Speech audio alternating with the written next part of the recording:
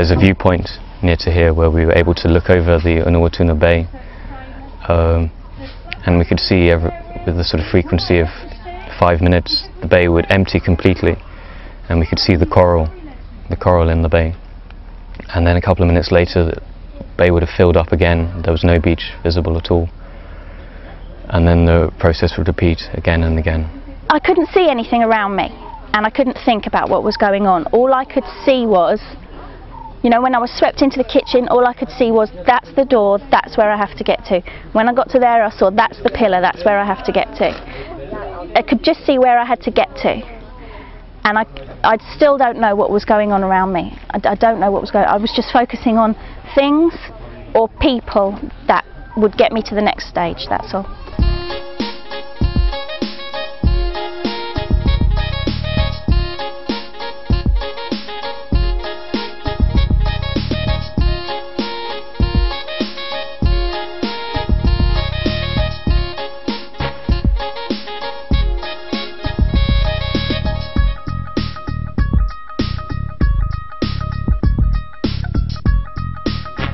It was beautiful, and in a minute I'm going to see what it's like now.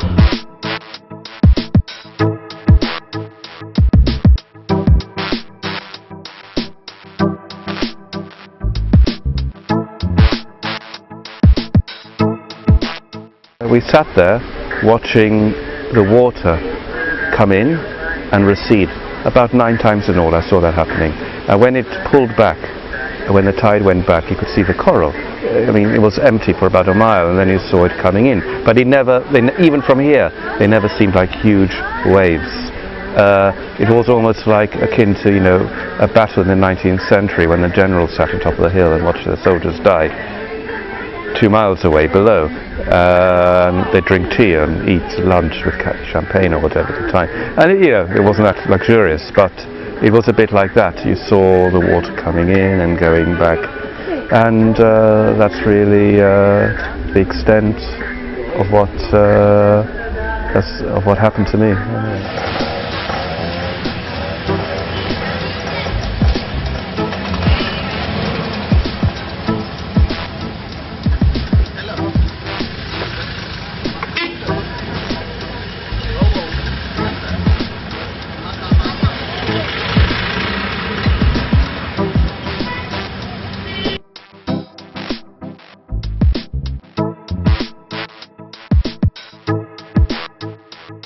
I saw a motionless body on the road with foam coming out of his mouth. I saw the other road that goes into Unawatuna, which goes to the other side of the beach.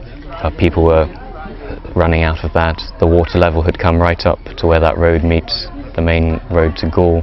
The people I was speaking to, it said it wasn't as if there was one huge wave coming. It just seemed to go further than usual, and people told me that's a bit funny, and then suddenly, whoosh, the ground floor was flooded, but it seemed most unprepossessing, and that's what caught everyone by surprise. No one said, maybe I think in other places there were huge waves, but certainly not in Unawatuna. So even just before it happened, or even when it happened, it took people by surprise. Suddenly there was no warning.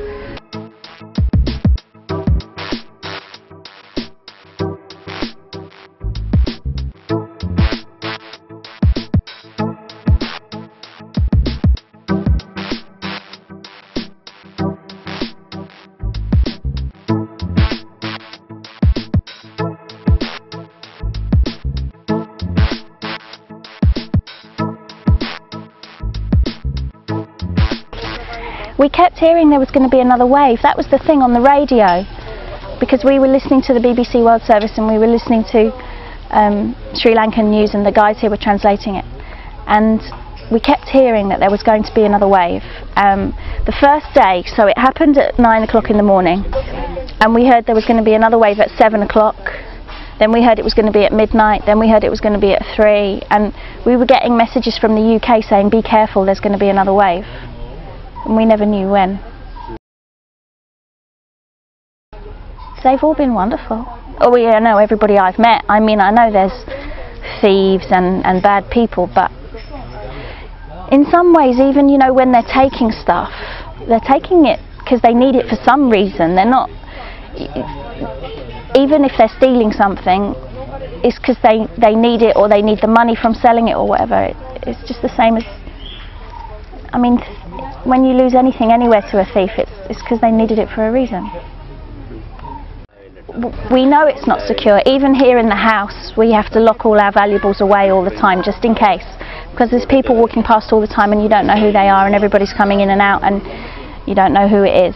And I've heard that there's a lot going on down there, but I haven't been down there yet.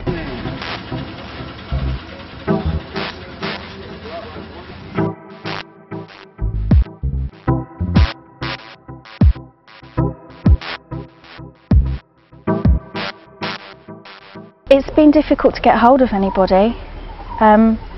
We had only SMS was working, so we were all able to SMS to somebody in the UK who could pass message around to all our family that we were okay.